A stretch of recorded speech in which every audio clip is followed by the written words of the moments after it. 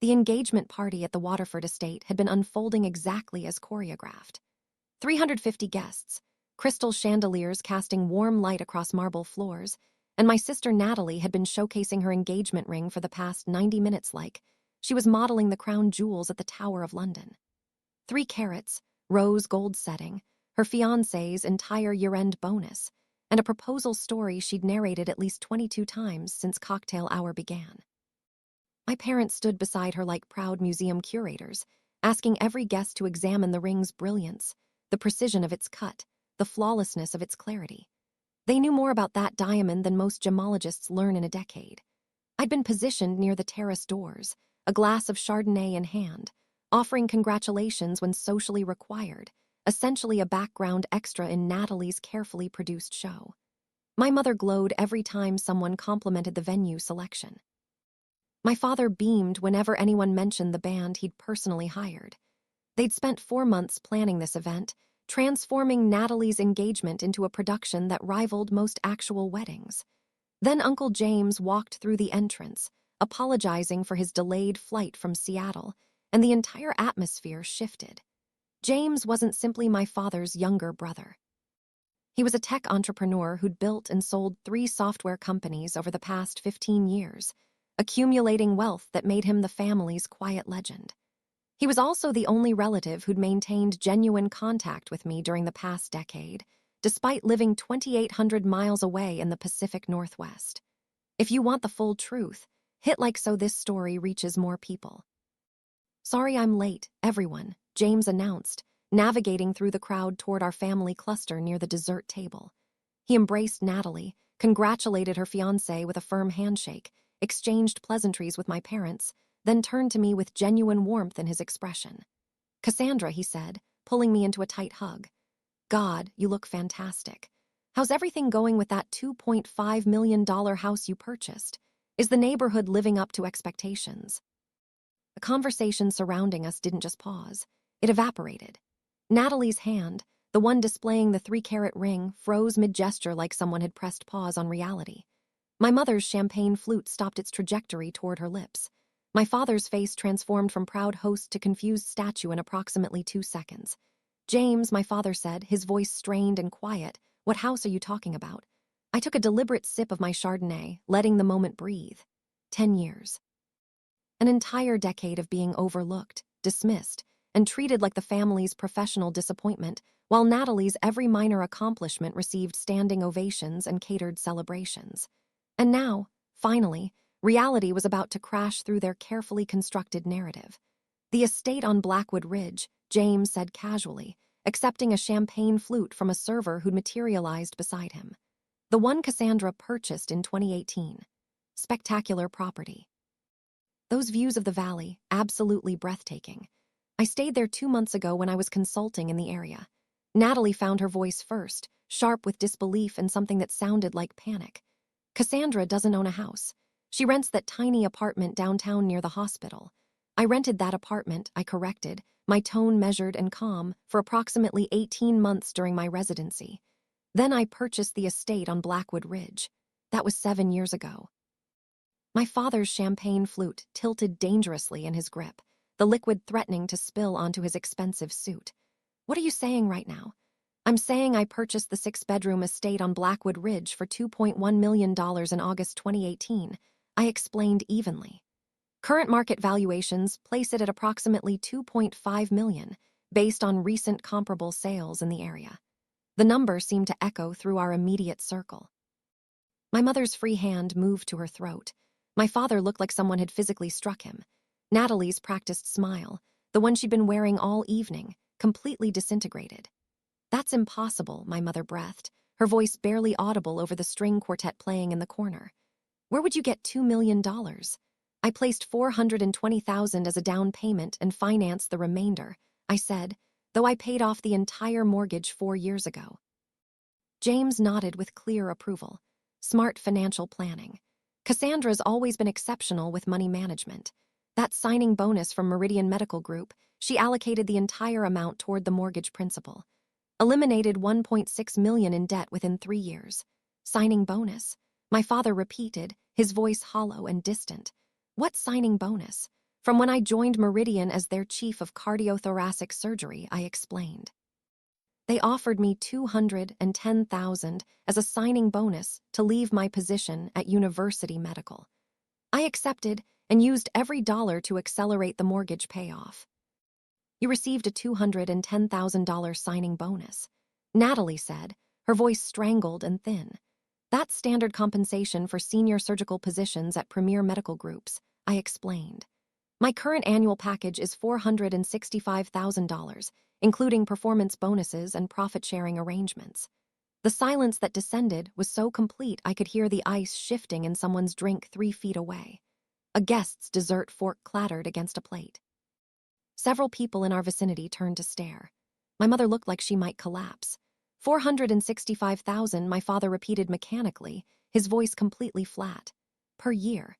Base salary is $340,000, I clarified. Annual performance bonuses average around $85,000, and my profit-sharing distribution this year was approximately $40,000. James smiled, clearly enjoying the moment. Cassandra's being characteristically modest. Those profit-sharing numbers. She's sitting on another $630,000 in unvested equity stakes. Plus the medical patents. Medical patents? My mother whispered, her hand still pressed against her throat. I hold 9 patents in minimally invasive cardiac surgery techniques, I said. They generate approximately $128,000 annually in licensing fees from medical device manufacturers worldwide. Natalie's hand, still frozen in midair with the 3-carat ring, began to visibly tremble. The engagement ring that had dominated the entire evening's conversation suddenly appeared remarkably modest. My parents stood absolutely motionless, processing information that clearly contradicted everything they believed about my life. Comment justice if you believe she deserved this moment. I don't understand, my mother said, her voice cracking with emotion. You're a heart surgeon. How can you possibly afford all this? I'm the chief of cardiothoracic surgery at Meridian Medical Group, I corrected gently. I oversee a department of 32 surgeons and surgical residents. We perform approximately 800 complex cardiac procedures annually. Our survival rates are among the highest in the nation. James pulled out his phone, scrolling through something with practiced ease. Actually, Cassandra's research was featured in the Journal of Thoracic and Cardiovascular Surgery 2 months ago. The article described her valve replacement technique as revolutionary and potentially life-saving for thousands of patients who currently have no viable treatment options. Revolutionary, my father said hoarsely, his face still drained of color. It's premature to make grand claims, I said, uncomfortable with the excessive praise, but the clinical trials are showing remarkable promise. If the Phase 4 trials confirm our initial results, we could extend life expectancy for patients with degenerative valve disease by an average of 15 years. Natalie found her voice again, sharp and defensive. Why didn't you tell us about any of this? I did tell you, I said quietly, maintaining eye contact with her. Multiple times over multiple years. You chose not to listen. That's absolutely not true, my father protested, but his voice carried no conviction. James set down his phone deliberately. Actually, it is demonstrably true. Cassandra forwarded me the emails. December 2018. Told Mom and Dad about the house purchase. Dad responded that I was being financially reckless and should focus on building savings instead of taking on massive debt. March 2020. Mentioned the mortgage payoff at Easter brunch. Mom asked if that meant I'd been fired and was liquidating assets to survive. We never said that, my mother said weakly, but her eyes told a different story. You did, I confirmed calmly. You assumed that eliminating a mortgage meant financial catastrophe, not financial success. You assumed I couldn't possibly have achieved something significant without your knowledge or approval. The distinction seemed to physically wound my mother. Tears began forming in her eyes. My father's jaw clenched so hard I could see the muscle twitching beneath his skin. Natalie looked between our parents and me, her expression shifting from defensive to desperate. Uncle James continued as if this were casual dinner conversation. Cassandra, have you made a final decision about the medical complex investment opportunity? That property seemed perfect for your vision. What medical complex? My father demanded, his voice gaining strength through confusion. There's a commercial property available in the Riverside district, James explained casually. 42,000 square feet, currently configured as medical offices, perfect location near 3 major hospitals. Cassandra's considering purchasing it to establish a cardiovascular wellness center. Why would Cassandra buy a medical complex? Natalie asked, her voice barely above a whisper. For vertical integration of patient care, James said. She already owns 3 rental properties generating passive income in addition to her primary residence. This would be her 5th property overall, but her first commercial venture in healthcare real estate. The revelation hit like a physical blow. My mother actually swayed on her feet. My father reached out to steady her elbow, his own hand shaking. 3 rental properties, someone nearby whispered to their companion.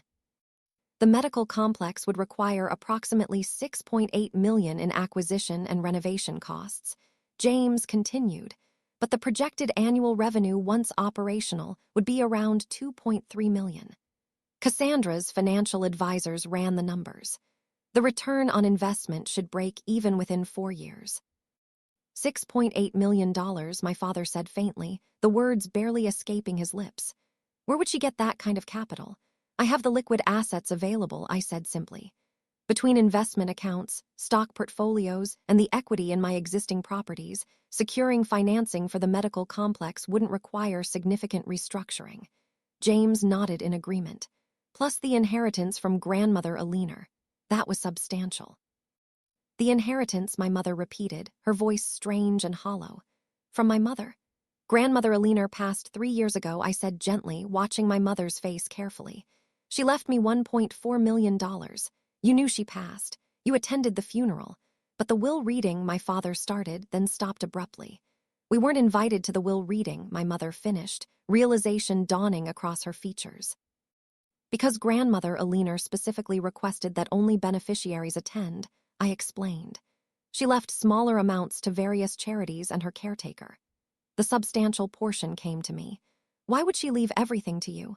Natalie asked, genuine confusion mixing with barely concealed resentment in her voice. Because I visited her every Sunday for 8 years, I said quietly. Because I called her 3 times a week when I couldn't visit in person. Because I sat with her during her chemotherapy treatments and held her hand through the difficult nights when the pain was unbearable. Because I was there. The words landed like stones. My mother's tears spilled over, streaming down her carefully made-up face. My father looked away, unable to meet my eyes. Natalie stared at the floor. Type yes if you want to see all truths revealed at once. James seemed to sense the shift in emotional tenor but pressed forward anyway. Speaking of property, how's the lake house performing? Are the rental bookings meeting your projections? Lake house, my father said numbly as if the words were in a foreign language. The vacation property on Lake Windermere, James clarified. Cassandra purchased it 2 years ago as a short-term rental investment. 7 bedrooms, private dock, 3.5 acres, gorgeous location. I stayed there last summer. It's booked solid during peak season. The rental income from the lake house averages $9,000 monthly during summer months, I said, and about $4,000 during off-season. Annual gross revenue is approximately $82,000 before expenses. You own a lake house that generates $82,000 a year, Natalie said slowly, as if testing whether the words sounded real when spoken aloud.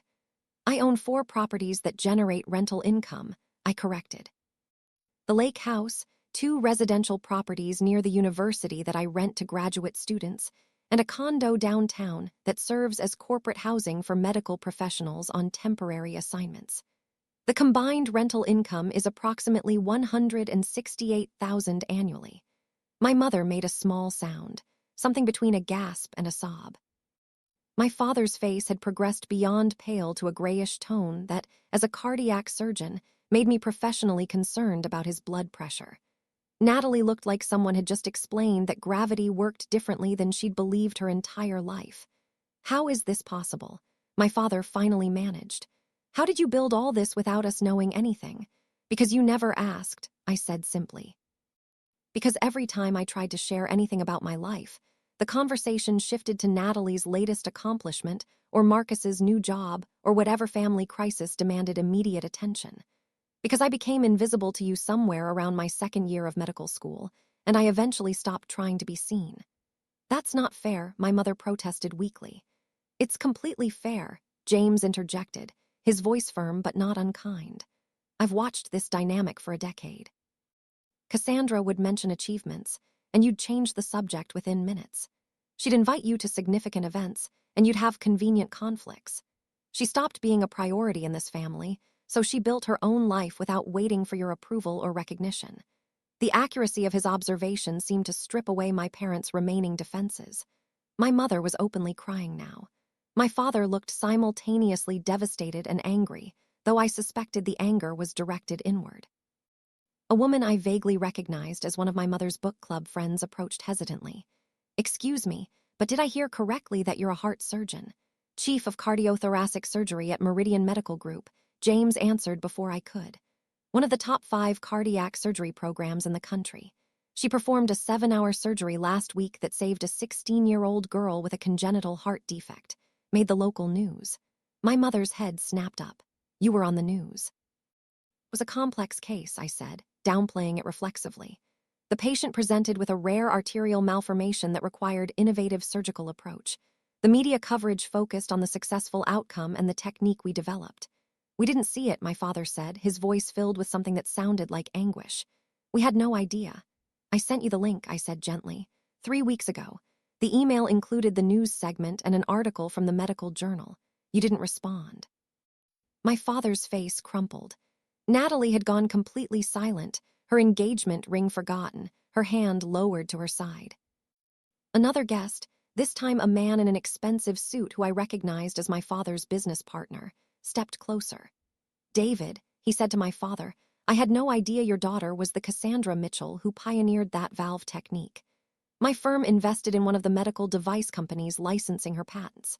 Our analysts project her royalty stream could reach $500,000 annually within 3 years. $500,000, Natalie whispered, the number seeming to break something inside her. Just from patents. James smiled at the business partner. Cassandra's also been approached by 2 pharmaceutical companies about joining their boards of directors. The compensation for those positions typically ranges from $200,000 to $400,000 annually, plus stock options. I haven't accepted either offer, I interjected, wanting to maintain some accuracy in this increasingly surreal conversation.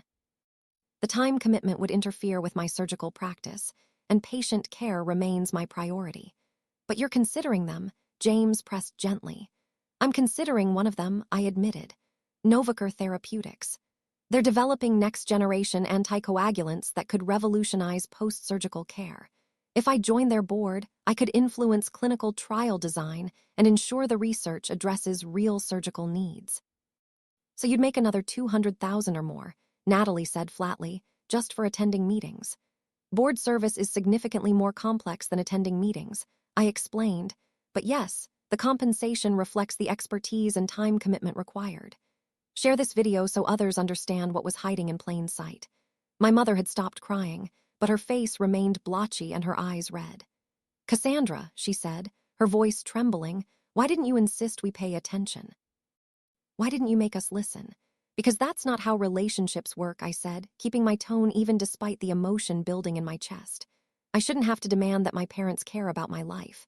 I shouldn't have to fight for basic recognition of my existence. You should have wanted to know. You should have asked questions and remembered the answers. You should have shown up. The words hung in the air between us, undeniable and raw. My father's eyes were wet now, though no tears had fallen. Natalie looked stricken, her big moment thoroughly eclipsed by revelations she never anticipated. James squeezed my shoulder supportively. For what it's worth, Cassandra, your grandmother knew exactly what she was doing with that inheritance. She told me a month before she died that you were the only one who truly understood what mattered. She was proud of you in ways she couldn't articulate. Hearing those words, in front of my parents who'd missed every opportunity to know their own mother's final thoughts, created a silence heavier than anything that had come before. My mother's hand covered her mouth. My father turned away, his shoulders shaking slightly. The music continued playing. Guests continued circulating. But our small family cluster existed in a bubble of uncomfortable revelation and unavoidable truth. A younger woman, perhaps one of Natalie's friends, approached with champagne-fueled courage. So like, you're basically a millionaire surgeon who owns a bunch of properties and is getting richer from patents. That's so cool. Natalie flinched at the description. Multimillionaire would be more accurate, James said casually. Conservative estimates place Cassandra's net worth at approximately $11 million. That includes property equity, investment portfolios, retirement accounts, and the projected value of ongoing patent royalties. 11 million, my father repeated, his voice completely broken now. Our daughter has $11 million, and we thought she was struggling to make rent. I was never struggling, I said softly. You just assumed I was because I didn't pursue the path you envisioned for me. You confused different choices with wrong choices. The distinction was apparently too much for my mother. She reached for a nearby chair and sat down heavily, her composure completely shattered. Natalie stood frozen, her engagement party transformed into something entirely different than she'd planned. If this shocked you, comment unbelievable below. A distinguished older gentleman approached, someone I didn't recognize. Excuse me, but are you the Dr. Mitchell who spoke at the International Cardiac Surgery Conference in Geneva last year? I attended your presentation on minimally invasive valve replacement. Revolutionary work. I spoke at that conference, I confirmed. Did you find the techniques applicable to your practice? I'm implementing them currently, he said enthusiastically. We've reduced patient recovery time by 40%. You're changing the field. Thank you, I said, genuinely appreciative of professional recognition even in this bizarre context. My father had turned back, listening to this exchange with an expression of dawning comprehension. You spoke in Geneva. Last October, I confirmed. The conference had 1,200 attendees from 47 countries. My presentation was on reducing surgical trauma in high-risk cardiac patients. We didn't know you were in Geneva, my mother said weakly. I sent you the conference schedule, I replied. You responded with a text saying you hoped I had a nice trip. You assumed I was vacationing, not presenting research to the international surgical community. The pattern of their misunderstanding was becoming impossible to deny. Every assumption had been wrong. Every dismissal had been unwarranted. Every moment of invisibility had been their choice, not my failure. James checked his watch. Cassandra, I hate to discuss business at a family event, but your financial advisor asked me to remind you about the quarterly portfolio review scheduled for next week. Are you still planning to reallocate the technology sector holdings? Probably, I said. The market's showing volatility indicators that suggest a correction might be coming. I want to rebalance toward more stable dividend-generating assets before any significant downturn.